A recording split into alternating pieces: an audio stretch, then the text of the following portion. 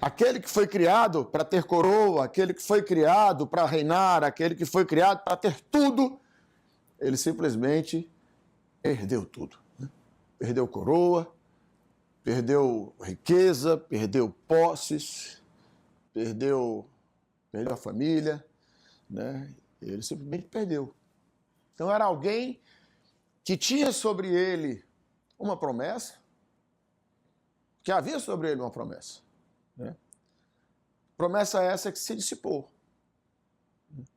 Promessa essa que é como se fosse alguém hoje, você fosse alguém hoje, filho de alguém muito rico, mas que você nasceu e que em função de problemas de justiça, por exemplo, os bens do seu pai tivessem ali presos, uma fortuna presa e você vivendo necessidade. E aí você olha para tudo aquilo que você sabe que é seu, mas que você não pode alcançar, mas que você não pode tocar. Ou seja, houve uma perda. E isso é muito doloroso, você viver essa realidade. É injusto, né? Nada é mais doloroso para o homem do que viver a injustiça. E Mefibosete, ele vive essa realidade. E no pior dos lugares, né? Ele vive essa realidade num lugar de pessoas rejeitadas. Ou seja, Mefibosete não só apenas perde tudo o que tinha, mas Mefibosete perde o que ele tinha de mais valioso e que é o que hoje, infelizmente, tem afetado muita gente. Que é a perda do que você tem de mais valioso, que é a perda da sua identidade. É a perda de quem você é. De quem você é. Eu digo a vocês, meus irmãos queridos, se eu me sento hoje com... Aqui eu tenho alguns mentoreados individuais aqui. É muito engraçado quando nós iniciamos as sessões. Não vou expor, tá, Gabriel? Mas é muito, com muito cuidado, obviamente, mas é muito interessante como, por exemplo, vou citar o seu caso, guardando as proporções, obviamente. É muito interessante quando você começa a trabalhar o mentoreado e que você começa, como o Edson também, né, e tal, né? Quando você começa a trabalhar o mentoreado e que o mentoreado para e diz assim: mas eu sou isso, pastor? Aí eu digo, não sou eu que estou dizendo. Você que acabou de se perguntar. Não pergunte para mim, pergunte para você mesmo se você é isso. E aí você para e analisa e fala, mas como é que eu nunca enxerguei isso? Porque a nossa identidade, se nós permitirmos, ela vai se perdendo aos poucos. E é como se a minha identidade ela fosse contaminada por situações que a vida me impõe. Às vezes, uma situação familiar, às vezes uma situação com sócios, situação com pessoas, sejam traições, sejam frustrações, decepções, tudo isso vai afetando diretamente quem eu fui chamado para ser. Pessoas que são muito dominadas pelo medo, pessoas que são muito dominadas pela ansiedade, pessoas que são muito paralisadas pelas dúvidas, são pessoas que estão cada vez mais distantes de quem foram chamadas para ser. Porque, biblicamente falando, como eu sempre digo, Deus repete N vezes, não tenha medo, não tenha medo, não tenha medo. Quanto mais eu permito que o medo venha adentrar, mais eu me afasto dos propósitos que Deus tem para a minha vida. Mefibosete, ele tem simplesmente a maior das perdas, que é a perda de quem ele é. Mas, pastor, como é que o senhor pode dizer que ele perdeu a identidade? Muito simples, se a gente lembrar bem, nós fizemos a leitura. Qual a reação de Mefibosete quando ele chega diante do rei? Medo. Medo. Medo. Mefibosete era príncipe. Mefibosete era um príncipe que chega diante de um rei. E o posicionamento de Mefibosete é de um aleijado. Ele nasceu aleijado? Ele não nasceu. Mas ele se tornou aleijado e ele assume aquela posição Ele traz aquela limitação física para quem ele é. Mas ele nasceu príncipe. Né? Mas ele nasceu príncipe. E ele continua sendo príncipe. Só que ele deixou que a situação, que as limitações, que as dificuldades, elas superassem aquilo que ele foi chamado para ser. Quem ele verdadeiramente era. Às vezes as pessoas não entendem, porque eu gosto tanto da história de Mefibosete. Eu sou alucinado pela história desse cara. Porque ele, para mim, ele é basicamente um dos maiores exemplos da perda de identidade. E o pior de tudo é porque nós perdemos a nossa identidade e não conseguimos enxergar que perdemos. A gente só começa a enxergar que estamos perdendo, a gente só começa a enxergar o nosso verdadeiro eu quando os meus comportamentos, que muitas vezes me limitam, são identificados. Comportamentos que me limitam. Por exemplo, vidas conjugais. Homens que se separam uma vez, casam a segunda vez, separam a segunda vez, casam a terceira vez. E você pergunta por que ele casou 3 vezes e a resposta dele é porque ele se casou com 3 loucas. Por quê? Porque o problema nunca está nele. Ele não entende que existe algo distorcido na área comportamental e que aquilo vem gerando cada vez mais dificuldade relacional.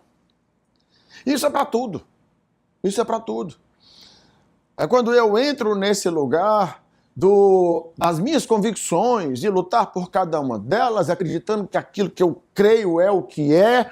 É quando eu trago o meu senso de justiça, dizendo que eu sei o que é justo e sei o que não é justo.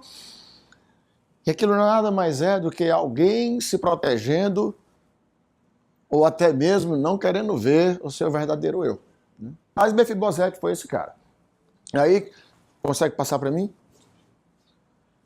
Então, falando basicamente quem foi, no caso, Mefibosete, filho de Jonatas, neto do rei Saul, herdeiro de uma linhagem marcada pela glória e pela tragédia, inimigo por herança, filho do melhor amigo de Davi, mas neto do maior inimigo mortal, e com 5 anos de idade perdeu o pai e o avô na Batalha de Gilboa, sua vida nunca mais foi a mesma. Pode passar.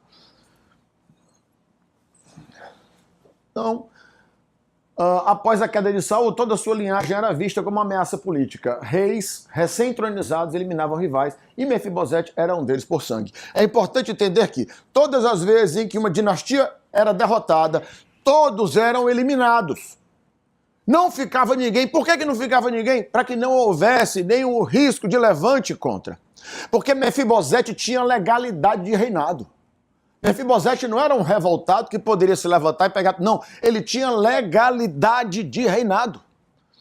Então, obviamente que quando você conquista a nova dinastia agora, ela se apodera da outra e mata todos, para que não fique nenhum herdeiro. Mefibosete é alguém que passa a correr risco de vida todos os dias. Ele tinha razão para ter medo? Claro que ele tinha razão para ter medo. É óbvio que ele tinha razão para ter medo. Por que esse medo exacerbado? Porque a vida impôs. E muito do medo que nos domina em algumas situações é ocasionado pelo que a vida impõe. Cabe a mim aceitar que esse medo continue dominando quem eu sou ou simplesmente conseguir enxergar esse medo. E, num determinado momento, na hora certa, passar por cima dele. Aí entra a fé. A fé que nos faz chegarmos diante de uma muralha intransponível e crer que com 7 voltas ela vai vir abaixo. Porque na realidade não são 7 voltas, na realidade é a fé em Deus. É Ele fazendo a obra. Eu não tenho poder para abrir mar vermelho, mas Ele tem. Eu não tenho poder para derrubar um gigante 3 vezes maior do que eu, mas Ele tem. Eu não tenho poder para atravessar o Rio Jordão a pés enxutos, mas Ele tem. Ele tem. Eu não tenho poder para curar uma mulher com 18 anos com fluxo de sangue, mas Ele tem. Então, eu olho para Deus e apresento o medo que me domina a Ele. Mas Mefibosete foi esse cara que viveu dominado por medo. Ainda criança foi levado às pressas para o debate, escondido do mundo, né? E sua fuga revela a brutalidade do tempo e o perigo real que pairava sobre a sua cabeça. Ele cresceu sabendo que ser descoberto poderia significar a sua morte. Ou seja, ele está num lugar, no pior dos lugares que ele poderia estar, ainda por cima, escondido. Mefibosete não vive. Mefibosete, ele sobrevive. Sobrevive. E tem muita gente sobrevivendo. Tá? Tem muita gente sobrevivendo. E tem muita gente sobrevivendo dentro da igreja. Tem muita gente sobrevivendo, trabalhando com você. Esse é um dos grandes cuidados que a gente tem que buscar ter, sabe? Muitas vezes a gente tem braços abertos para pessoas que nem são tão próximas. Mas às vezes a gente passa o dia todo trabalhando. E a gente não enxerga que talvez a pessoa mais perto está precisando muito mais de você do que qualquer outra pessoa. Porque tem gente sobrevivendo. E quando eu falo sobreviver, eu falo de espiritualidade, sabe? A espiritualidade, quando a gente fala sobre espiritualidade, a gente fala sobre o Espírito Santo, né? O Espírito Santo, ele nos enche, ele que nos faz transbordar, né? E aí ontem uma pessoa chegou para mim e disse assim, pastor, a oração em línguas é um resultado claro de que eu fui batizado com o Espírito Santo de Deus? Eu digo, minha irmã, vou lhe dizer um negócio. A melhor forma de você saber que o Espírito Santo habita em você e que ele faz toda a diferença em você é quando alguém olha para você e enxerga em você o fruto do Espírito. De nada adianta eu orar em língua estranha, eu profetizar. Isso eu não amo. Coríntios 13 deixa claro isso. De nada adianta eu ser o homem mais espiritual do mundo se na minha casa eu sou a pessoa mais grosseira do mundo com as pessoas mais íntimas. Porque quem vive o Espírito Santo frutifica mansidão. Mansidão. Nós conhecemos a árvore pelo fruto, não é? Mas eu conheço alguém cheio do Espírito Santo quando no momento do caos, quando no momento da angústia, quando no momento do pânico, essa pessoa continua em paz. É paz. Por isso que a paz que o Espírito Santo dá é uma paz que excede toda a compreensão. É uma paz incompreensível. O que você está falando aí é engraçado que a gente vê hoje na vida cotidiana, não só dentro da igreja, mas dentro e fora. A gente vê gente rica, muito rica, mas triste. Do estar toda hora mostrando para as pessoas prosperidade, mostrando para as pessoas riqueza, falando dos seus milhões e mais milhões, e você simplesmente... Instagram, cara, né? entendeu? Eu escuto muito isso, assim, Rodrigo, é muito bom, a tua vida é muito boa, tu tem tudo. É o que tá todo mundo vendo. O bom mesmo eu gosto quando eu estou em casa, com meus 5 filhos. Com o seu aventalzinho. Não é dificuldade quando eu estou em casa, cozinhando. Eu adoro aquilo ali, cara. Adoro aquilo ali, tô cozinhando ali. Irmão, é isso, cara, sabe? É isso. É quando eu, por exemplo, quando eu trago uma pessoa para entrevistar, como eu trouxe o meu Deus do céu, o Nestorzinho é o que teu? É teu enteado. É quando eu pego uma pessoa para conversar com ele e mais da metade da entrevista dele, ele foi lá para falar de negócio comigo, ele foi falar sobre as empresas e etc, mas mais da metade da conversa ele só falava de família. Só de família. E é massa isso, por quê, cara? Porque é um cara que é apaixonado pela família. Apaixonado pela família. E o mais interessante de tudo é que, como eu já falei, Santana é o padrasto dele. Mas ele abraça como se fosse pai. Fala com um carinho tão grande e tal. Isso, para mim, é muito valioso. Pelo menos para mim. Né? E é entender isso. E Mefibosete nos dá uma aula disso. Esse é o detalhe. Mas vamos... Tá fechado? Ok. Só corroborando. Diga, meu lindo. Tem uma passagem que eu gosto muito, que diz assim, determinada pessoa é tão pobre, Ela tem. mas tão pobre que só tem dinheiro. Mas a gente não pode negar também, não vamos ser hipócritas, dizer que o dinheiro não é importante. O dinheiro é importante, a falta dele dá uma tristeza miserável, né? Não tem jeito, né? Mas ele dá uma alegria muito grande. Mas, é como eu sempre digo, ele é o algo, ele é o além. Ele é o além. Ele vai além disso. Pode passar, por favor? Pronto.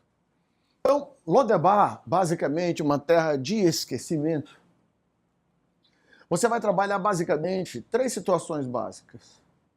Aqui ele não tem base. Aqui ele está simplesmente sem estrutura alguma, sem nenhuma solidez. Mefibosete está gritando, ele além de ter perdido tudo, ele além de ter perdido, como eu falei, o mais importante, a sua identidade, ele está num lugar 100% dependente ainda por cima, sem autonomia alguma. Ele não só perde a identidade, ele perde a liberdade, porque agora ele é alguém independente. Ele vive a realidade do silêncio, ele vive a realidade da invisibilidade. Por quê? Porque é uma pessoa que não tem nada a oferecer para ninguém. E, infelizmente, muitos dos nossos relacionamentos, eles são decorrentes de interesse. Eu não estou querendo dizer o interesse no sentido de interesseiros, não, mas de interessados, de pessoas interessantes, né? Nós nos aproximamos sempre de pessoas que não são interessantes e tal. Mas Mefibosete não interessava ninguém. Apesar de ser príncipe, apesar de ter tudo, ele não tinha nada. Então, vivia uma realidade de silêncio profundo, né? E num lugar seco, num lugar sem vida, ou seja, era alguém sem vida habitando em um ambiente sem vida. Ou seja, se você olhar para figuras bíblicas que viveram realmente momentos difíceis, Mefibosete é um grande exemplo disso. Tá? É um grande exemplo disso. Pode passar. Muitos de nós conhecemos esse lugar. Né? Momentos na vida, e aí eu não sei vocês, mas existem momentos na vida em que a esperança fica pequenininha, né? Em que nós temos sonhos, acreditamos que algo vai acontecer e as coisas não acontecem. Né? E Lodebar era esse lugar. Lodebar era um lugar em que não adiantava acreditar em nada. Né? E é isso que me faz cada dia mais apaixonado pela figura de Jesus Cristo. É porque, se necessário for, ele chega no desconto do segundo tempo. Mas ele chega. Ele sempre chega. Ou se chega. Pode passar. E agora Davi busca a linhagem de Saul. Né? É a história do socorro de Deus. Né? Deus sempre tem um socorro para os seus filhos. Principalmente quando há uma promessa realizada. Porque Deus não é homem para mentir, nem filho do homem para se arrepender. Aquilo que ele prometeu, ele vai cumprir. E eu creio nessa verdade todos os dias da minha vida. Aqui ele deixa clara a memória da aliança, cultura de honra. Honrar os compromissos que são feitos. Não adianta a gente começar aqui a falar de Davi mais do que a gente já falou. Nós já conhecemos perfeitamente o perfil e o caráter de Davi. Apesar do pecado cometido, nós sabemos que os erros que Davi comete, ele não os repete em nenhum momento, tido como homem segundo o coração de Deus, né? Mas Davi havia, né? já era rei, já havia assumido o trono, né? E ele não esquece em nenhum momento o pacto que ele fez com Jonatas. Ele precisava?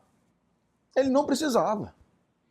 Ele tinha algum contrato assinado para cumprir aquela? Não tinha. Mas ele sabia que ele havia dado uma palavra lá atrás. E o cumprimento dessa palavra significaria abrir mão de bens. Se eu chegasse hoje e perguntasse, você disse que daria, mas eu não tenho contrato assinado, eu não tenho nada pactuado, será que eu cumpriria essa palavra? Pastor, ontem o bispo foi muito, assim, de uma forma bem eloquente falar sobre esse contrato, né? Que a gente tem com Deus, né? Muitas vezes você honra a palavra, né? No dia a dia a gente precisa do contrato, de reconhecer firma, tudo e tal, né? E com Deus é diferente, né?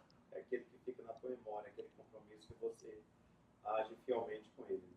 Amém. Por isso é tão difícil. Exato. Por isso é tão difícil.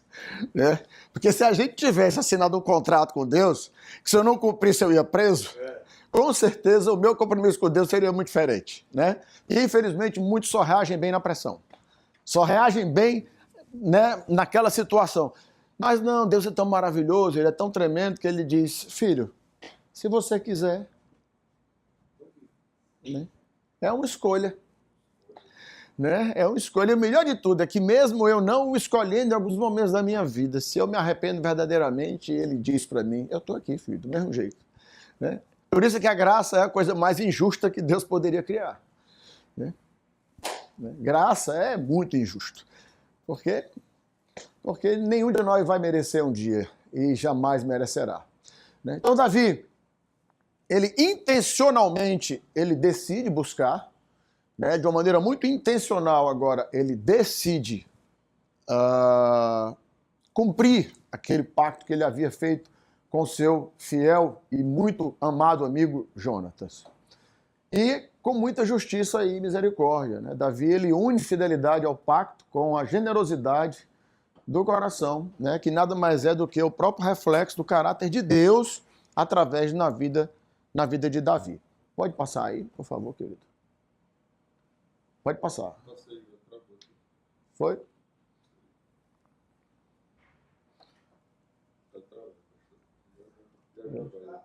Tá. Oi? Você não falou? A tecnologia está falhando hoje. É guerra. É guerra espiritual. Pode ficar certo. Passou graça inesperada. Hã? Aqui no YouTube passou. O quê? Joia, amém. É aquela coisa, cara. O que nós estamos fazendo agora aqui, nós estamos metendo a mão em comédia abelha, sabe? Contrariando interesses. Entendeu? A gente está fazendo isso aqui agora. Entendeu? E quando a gente serve ao Senhor, é assim. A gente tem que estar preparado por levantes. E que eles venham. É sinal que o cão está mais revoltado ainda. Porque o revoltado ele está sempre, né? Mas ele está mais revoltado, né? Entendeu? Ele está mais revoltado. Tem 40 lugares. No primeiro dia tem 26 pessoas. Amém, amém. Tem 30. Dobrou aqui a perspectiva. Amém, amém, amém. E o mais importante é que esse vídeo vai ficar. Então, ele tem aí uma grande possibilidade, né? Glória a Deus por isso. Então, Na verdade, se a gente for analisar, é porque são 26 aí, mas leva, que nem acontece que a gente estava conversando, leva para a esposa, leva para a família. Por aí vai. Quem está divulgando, né? Exato. Eu botei aqui no meu pequeno grupo aqui. A turma tá Então, 2 Samuel 9,7, não temas, porque certamente usarei contigo de benevolência por amor de Jonatas, teu pai. Né? Aqui, como eu também já falei, os nossos filhos vão herdar muito do nosso plantio. Os nossos filhos, eles vão herdar. Existem sementes que nós estamos plantando que nós não vamos colher, mas que a nossa posteridade irá colher. Daí a nossa responsabilidade como pais que somos. Né? Que tipo de semente eu tenho plantado hoje? Né? Quem tem filhos aqui acima... Quem não tem filhos maiores ainda? Quem só tem filhos menores de 18 anos? Né? Tem muita gente. Seus filhos vão crescer, seus filhos vão se tornar profissionais. Né? E vocês podem ficar certos que nada encanta mais os filhos de vocês do que quando eles estão no mercado de trabalho e alguém os reconhece como filho do Igor, né? Como filho do Ícaro, como filho do Célio. Isso para um filho é algo poderoso demais. Como isso enche o coração de um filho? Mas esse é resultado de plantio. Plantem bem, né? Plantem muito bem. Porque nada aquieta e enche mais o coração de um filho do que o orgulho que ele pode sentir pelos pais que tem. Né? Então, tem muito a ver com plantio. Pode passar? Aliás, ele já passou? Passou. Então, a palavra de Deus diz que Mefibosete chega diante de Davi tremendo. Ele chega desesperado. Porque ele imaginava, obviamente, que vou ser morto. Né? É óbvio que Davi não vai me querer no seu reino. É óbvio que ele não vai querer. Eu sou o maior risco para o trono de Davi. A última coisa que Mefibosete podia imaginar foi o que aconteceu. Né? E aí, nesse momento, olha como isso é forte. né? Olha como isso é forte. A cabeça de Mefibosete. Mefibosete fez alguma coisa contra Davi? Ele não fez nada contra Davi. Mas ele sabia, nesse momento, ele sabia quem ele era. Eu sou príncipe. Entende? A cabeça do aleijado, a cabeça do desamparado, do esquecido, nesse momento agora, nesse momento do desespero, acontece por quê? Porque agora a identidade genuína voltou. E muitas vezes pessoas fogem da sua identidade. Porque a minha identidade genuína ela foi criada para enfrentar grandes desafios e através dos grandes desafios, grandes conquistas. Mas o conforto, essa zona de conforto miserável, a acomodação, faz com que eu cada dia mais fuja dela. Agora ele, diante de Davi, a genuína identidade grita, você é príncipe, porque você é príncipe, você vai morrer. Então ele chega ali com muito temor, né? E Davi restaura. Né? Davi restitui tudo aquilo que era dele. Né? E eu creio tanto na restituição de Deus, sabe? Eu creio tanto que aquilo que um dia foi tirado, que um dia o Senhor vai entregar, sabe? Eu creio demais nisso, nessa verdade. Sabe? Às vezes a gente passa por situações de profunda injustiça. Às vezes a gente passa por situações completamente inesperadas. E às vezes bate aí um certo sofrimento, uma certa dor. Mas eu creio demais na restituição de Jesus Cristo, sabe? Eu creio demais. Por que eu estou dizendo isso? Porque todas as vezes que um filho de Deus passa por um processo ligado à injustiça, onde se gera dor profunda, a ação de Deus na restituição gera algo muito poderoso, que é um testemunho da glória de Deus na sua vida. Que é quando você diz, num determinado momento eu perdi tudo, mas o tempo passou. E Deus me restituiu 3, 4, 5, 6, 7 vezes mais. Assim foi com Jó e assim foram com muitos homens de Deus. E nessas horas, Deus me dá a autoridade de ministrar sobre alguém que está vivendo isso.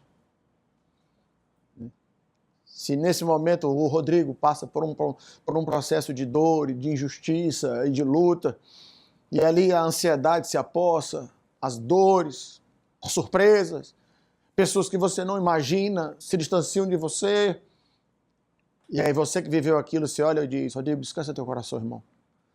O Deus que eu creio vai restituir. O Deus que eu creio vai te fazer viver o melhor dele nessa terra. Deu para entender? Então aqui nesse momento é o momento da bênção de Mefibosete, né? Deus restituindo tudo aquilo que foi tirado. Pode passar.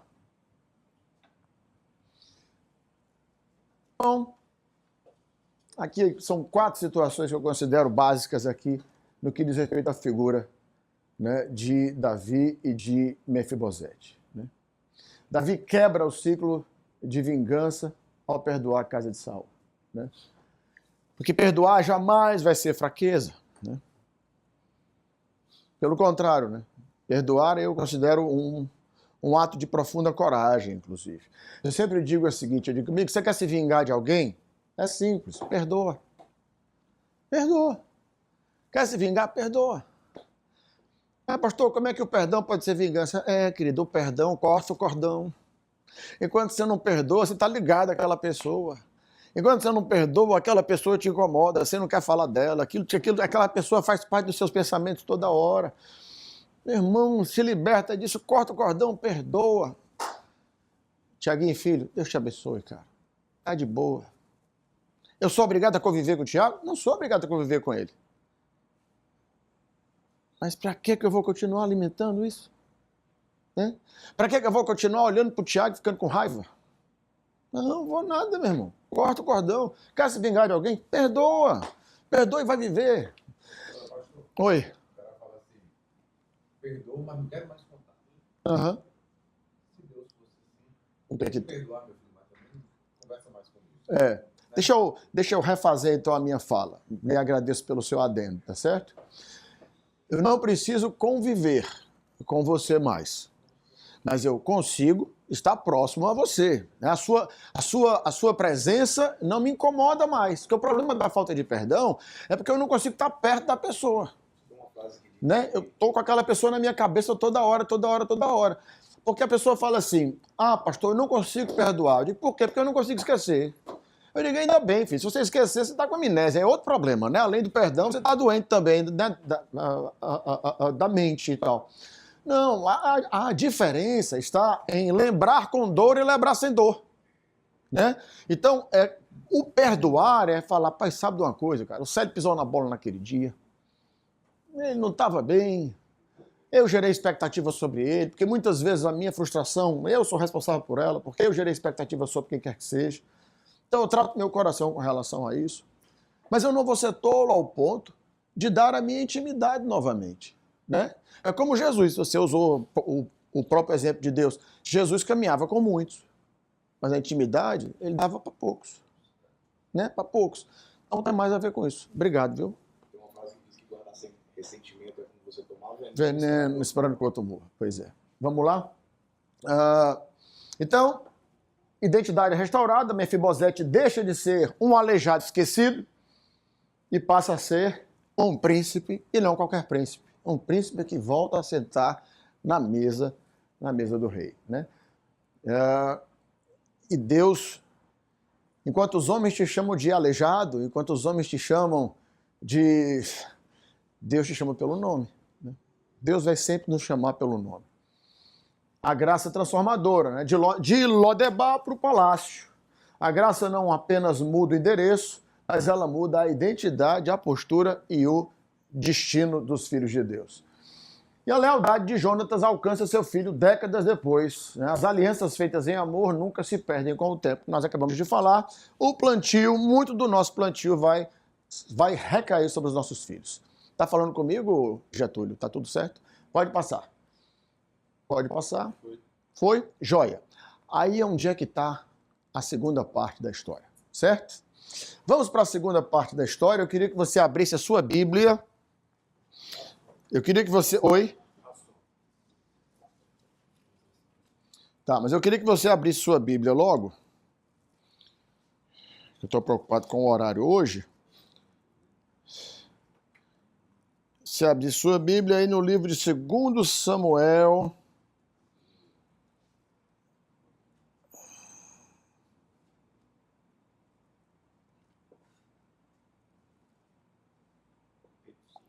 No capítulo 16, tá? No capítulo 16. Abra no capítulo 16.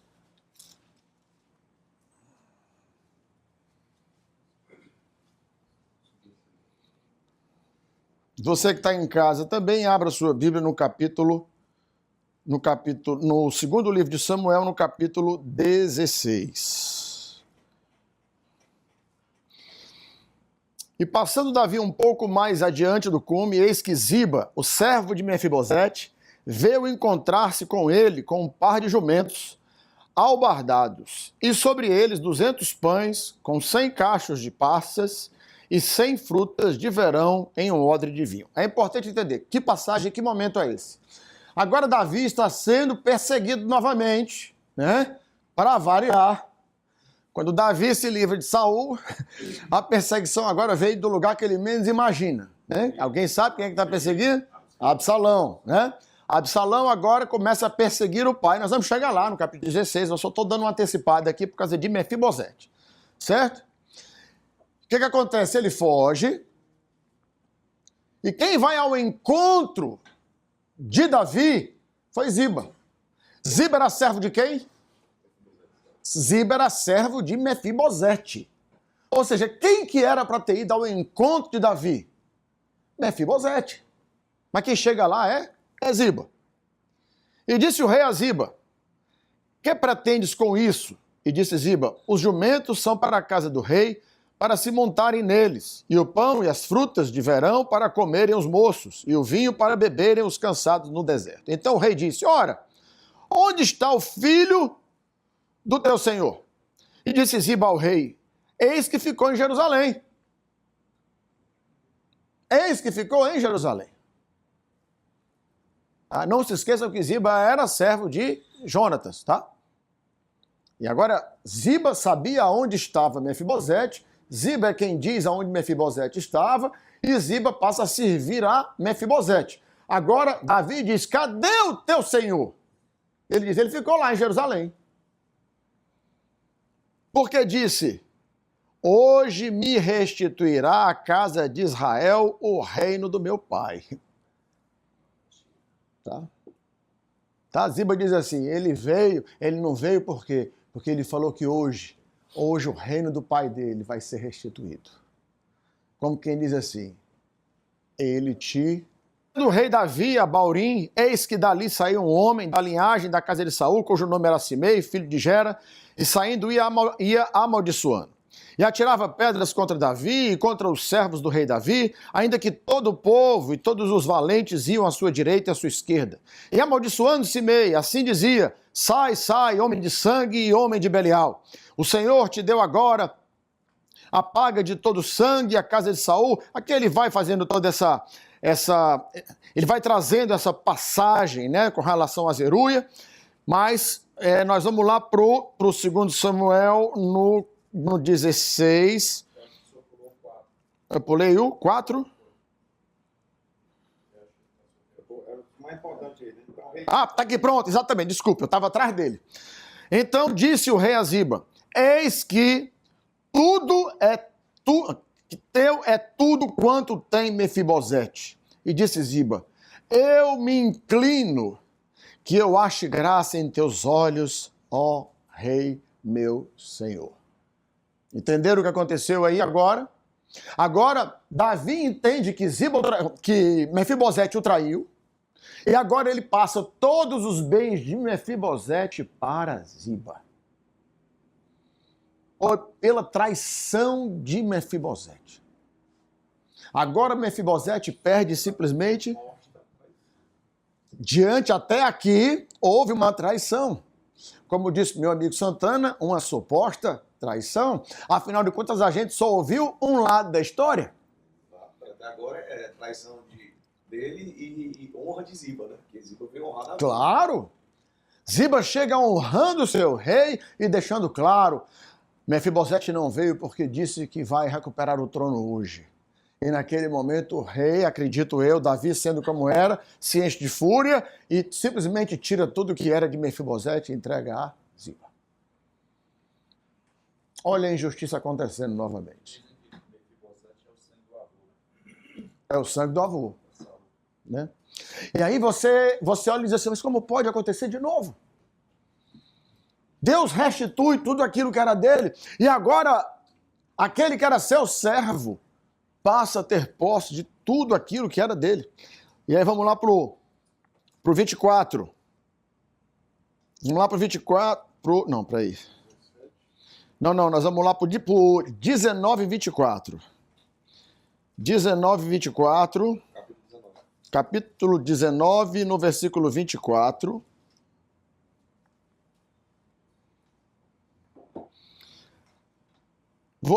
Eu vou ler aqui o versículo 22. Porém, Davi disse, que tenho eu convosco, filhos de Zeruia, para que hoje me sejais adversários. Morreria alguém hoje em Israel? Pois porventura não sei que hoje fui feito rei sobre Israel? E disse o rei a Simei, não morrerás. E o rei lhe jurou. Também Mefibosete, filho de Saul, desceu a encontrar-se com o rei. E não tinha lavado os pés, não tinha feito a barba, nem tinha lavado as suas vestes, desde o dia em que o rei tinha saído até o dia em que ele voltou. A verdade aparece. Mefibosete se manteve em oração, Mefibosete se manteve em jejum, Mefibosete fez voto diante de Deus pela vida de Davi. Davi chega diante de Mefibosete com uma história contada. E aí vem um grande erro que muitas vezes nós tomamos, que é ouvirmos apenas um lado da história e sermos influenciados por ela. Agora ele chega diante de Davi naquele estado E sucedeu que, vindo ele a Jerusalém, encontrar-se com o rei, disse-lhe: por que não fostes comigo, Mefibosete?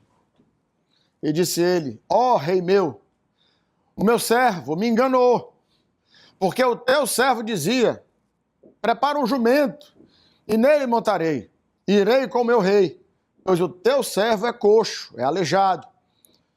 Ademais disso, falsamente acusou o teu servo diante do rei, meu senhor. Porém, o rei, meu senhor, é como um anjo de Deus. Faze, pois, o que parecer bem aos teus olhos. Tá? Ele olha para ele e diz: Senhor, faça o que o senhor achar correto. Porque toda a casa do meu pai não eram senão de homens dignos de morte diante do rei, meu senhor. E contudo puseste o teu servo entre os que comem à tua mesa. E que mais direito tenho eu de clamar ao rei? Aqui a gratidão de Mefibosete diante de Davi. Ele diz: Senhor, faz o que tu quiseres comigo. Mas uma coisa eu sei, Senhor, né? Esse é o meu estado. Eu me entreguei durante todo o tempo que o Senhor estava fora, em benefício do Senhor. Mas faça aquilo que o Senhor achar melhor. E disse-lhe o rei: por que ainda falas dos teus negócios? Já disse eu, tu e Ziba, reparte as terras. A decisão que Davi toma é: então vamos fazer o seguinte, eu vou dividir. Fica uma parte para você e outra parte para ele. Davi toma uma decisão de isenção, né? Ele se isenta da situação. Ele toma uma posição, vamos dizer assim, quase em cima do muro, né? Peraí, existe uma situação aqui, existe essa situação aqui. Alguns estudiosos dizem, se você olhar, se você mergulhar um pouco mais a fundo nessa passagem, para você entender por que Davi agiu dessa maneira, é por isso que eu digo que ninguém prega sobre isso, porque não é bom pregar sobre isso. Não é agradável pregar sobre isso, porque nunca é bom falar de injustiça diante da palavra de Deus. Mas Davi era homem, nunca esqueçamos disso. Mas alguns acreditam... Oi? Ele não consultou o Senhor. Ele não consultou o Senhor naquele momento, coisa que ele sempre fez. Mas naquele momento, alguns estudiosos acreditam que essa decisão foi uma decisão baseada em dúvida. Ele verdadeiramente não se convenceu por inteiro. E outros estudiosos acreditam que, em função da condição emocional vivida por Davi naquele momento, de perseguição de filhos e por aí vai, que ele não estava bem emocionalmente. Mas Mefibosete foi homem dizer o que disse para ele. Você está demais, você está um aluno assim, fora de série, porque você fica antecipando as coisas constantemente. Não, mas assim, você está falando antes, né? Não pode esquecer. Você acha que eu vou perder a melhor parte? Eu vou jogar fora a melhor parte. Isso não abre a interpretação também de que ele abriu, ele deu metade para Ziba, porque ele já tinha dado a palavra de que ia dar os bens para Ziba. Cara, aquela coisa, irmão, assim, nós temos várias interrogações e várias formas de se enxergar, entendeu? A verdade é que, poxa, né, cara? O cara chega lá, você se depara com o cidadão, uma barba enorme, as roupas imundas, né? É sujo. Você vê que o cara realmente ficou os dias ali te esperando. Você sabe que durante todo o tempo que você ficou fora, não houve nenhum levante. Não houve nada disso. Tá mais do que na cara que não houve isso. Normalmente é sinal de luto, né? Mas é entrega, tá? E ele continua, e disse Mefibosete ao rei. Aí essa é a melhor parte. E disse Mefibosete ao rei: tome ele também tudo, pois já veio o rei, meu senhor, em paz à sua casa. É como que ele diz assim: Senhor, esses bens para mim, diante da sua presença, de nada valem. Quem sempre falou isso? Quem sempre disse isso? Davi. Davi, isso é fala de Davi. Isso é fala de Davi. Tira tudo de mim, Senhor, mas não me permita sair da tua presença. Mefibosete, ele deixa muito claro: ei, Senhor, precisa dividir não. Pode deixar ele com tudo. Porque eu não estou aqui pelo que tu me deste. Eu estou aqui pela mesa do Pai. Eu estou aqui pela mesa do Rei. Eu estou aqui pela presença.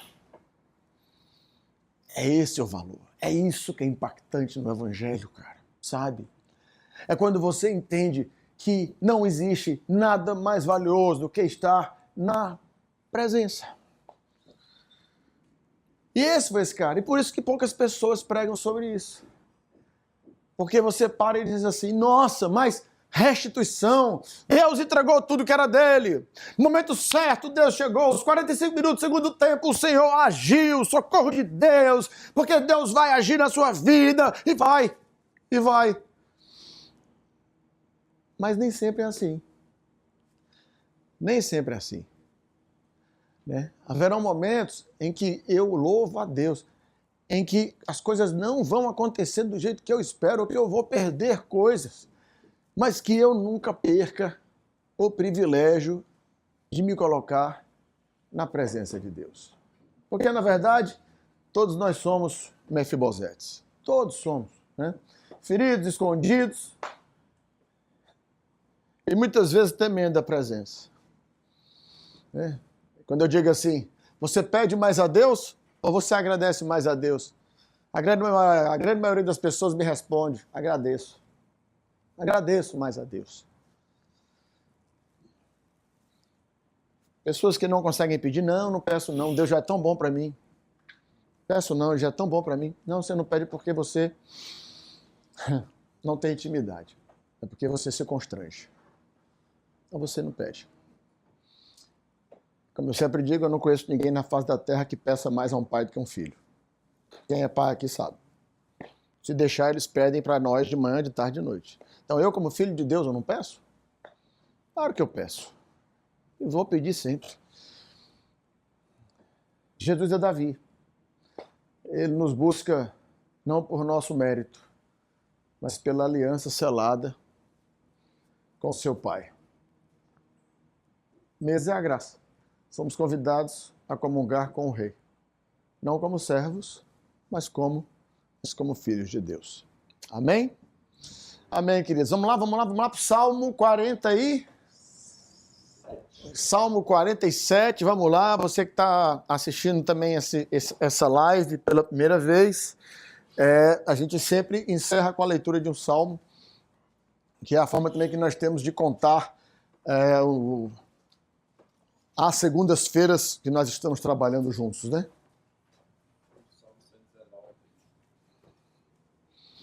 É o Salmo 47, é hoje? Ou é 48?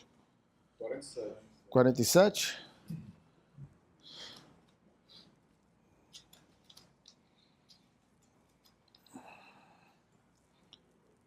Alguém pode fazer a leitura do Salmo 47 aí? Alto, por favor. Batei palmas todos os povos, aclamai a Deus com voz de triunfo, porque o Senhor Altíssimo é tremendo, e Rei grande sobre toda a terra. Ele nos subjugará os povos e as nações debaixo dos nossos pés. Escolherá para nós a nossa herança, a glória de Jacó, a quem amou. Deus subiu com júbilo, o Senhor subiu ao som da trombeta. Cantai louvores a Deus, cantai louvores. Cantai louvores ao nosso Rei, cantai louvores. Pois Deus é o Rei de toda a terra. Cantai louvores com inteligência. Deus reina sobre os gentios. Deus se assenta sobre o trono da sua santidade. Príncipes do povo se ajuntam. O povo do Deus de Abraão, porque os escudos da terra são de Deus. Ele está muito elevado. Amém. O Salmo 47, como a gente pode observar, é mais um salmo dos filhos de Corá, com a mesma... eu acho que já dá para identificar. Qualquer dia eu vou fazer uma brincadeira com vocês aqui. Vou ler um salmo, eu vou perguntar quem é o autor, né? Porque eu acho que já dá para identificar mais ou menos o perfil linguístico de Davi, né? Agora a gente está aí caminhando nos salmos dos filhos de Corá, então você vê uma profundidade poética, mas uma pegada muito mais forte na celebração, na exaltação. É sempre entender que normalmente os salmos escritos pelos filhos de Corá são salmos utilizados no templo, né? São salmos de adoração, né? Eu ontem falei muito sobre isso, inclusive, né? Sobre a forma de adorar a Deus, né? Ele fala, uns batem palmas, outros cantam, outros dançam, né? E aí nós temos aí igrejas muito tradicionais, né? Onde não se pode... Oi, você está falando alguma coisa? Não, pode concluir, eu queria fazer uma pergunta sobre salmo. Então você vê, cada um tem uma maneira de adorar a Deus, né? Uns cantam, outros pulam, outros adoram, outros levantam os braços, outros são mais contidos e tal.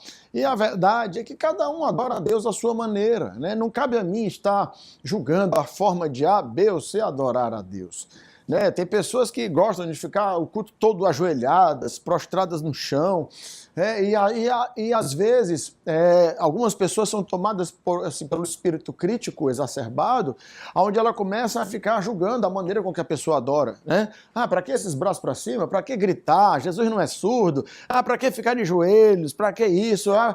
Para que ficar julgando as pessoas? Né? Simplesmente olha para ele. Né? O tempo que eu estou ali julgando e apontando a forma que as pessoas têm de adorar a Deus, Deus está falando e eu não estou ouvindo. Deus está mandando o recado e eu não estou recebendo. Porque eu estou mais incomodado com a adoração dos outros do que com a minha própria. Né? Então, os filhos de Corá, eles vêm trazer isso de uma maneira muito forte para nós. Né? Cantai com júbilo, né? Alegrai-vos na presença de Deus. É bom estar na presença de Deus. Amém? Você queria falar o quê? Cantar e louvores com inteligência. Isso. A palavra de Deus diz, buscai a Deus de todo o coração e de todo entendimento. Né? A nossa fé é uma fé racional, tá? Ela é racional. Quem são as pessoas que mais, assim, na minha experiência de convivência com pessoas que se convertem, caminham e tudo mais, quem são aquelas que mais se consolidam na fé? Exatamente aquelas que buscam mais a palavra. Porque eu tenho dois tipos de pessoas, né? Eu tenho pessoas que buscam muita escritura, que normalmente são pessoas mais racionais, normalmente são. E eu tenho as pessoas que buscam mais o emocional. O emocional. Pessoas que são alimentadas pela escritura, pela palavra, normalmente caminham mais tempo, muito mais tempo. São muito mais constantes.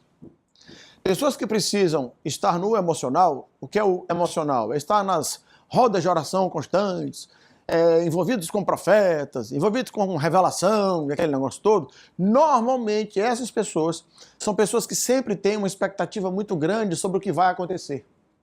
E essa expectativa está sempre nas pessoas. Então, essas pessoas, a chance dessas pessoas se perderem é muito mais fácil do que essas aqui que estão mais sólidas. A palavra é o maior alicerce do crente. Não é o foguinho do culto, né? Se você chegar, por exemplo, numa ministração bíblica, na hora que o culto acabar, eu chegar e falar, o tema foi o quê? Me diga.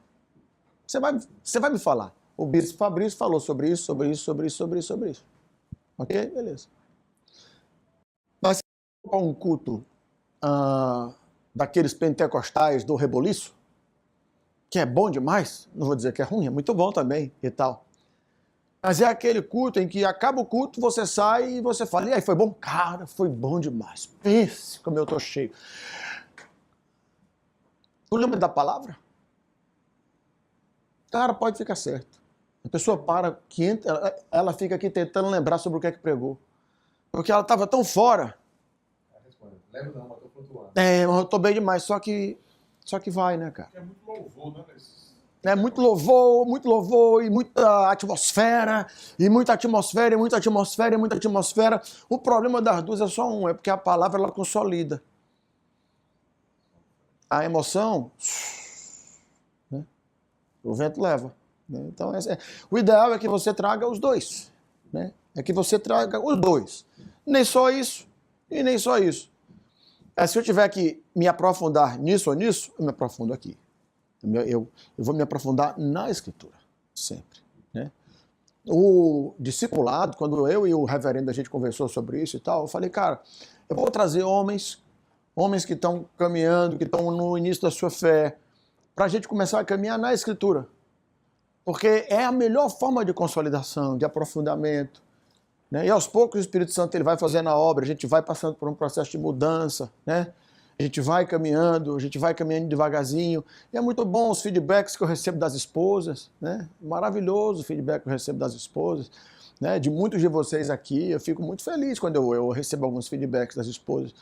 Que não é o pastor Luiz André, é simplesmente essa caminhada com maior aproximação da palavra de Deus. E ela vai gerando essa mudança natural em nós. Vamos orar?